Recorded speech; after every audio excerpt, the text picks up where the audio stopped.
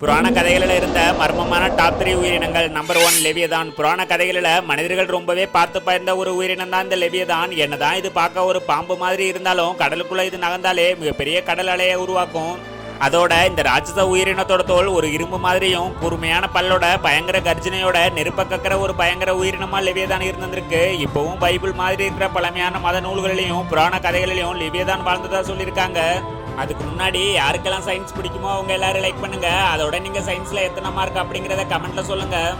Number 2 கிரேக்கன். கடலோட அடியில மறைஞ்சு வாழ்ற ஒரு மிகப்பெரிய மித்திக்கல் கிரியேச்சர் தான் இந்த கிரேக்கன். இதோட சைஸ் மட்டுமே கிட்டத்தட்ட யாருமே எதிர்பார்க்காத அளவு பெருசா இருக்கிறதோட ஒரு சில நொடிகளிலேயே ஒரு மிகப்பெரிய கப்பலை சுத்தி பிடிச்சு கடலோட அடியில இழுத்துட்டு போயிடும்.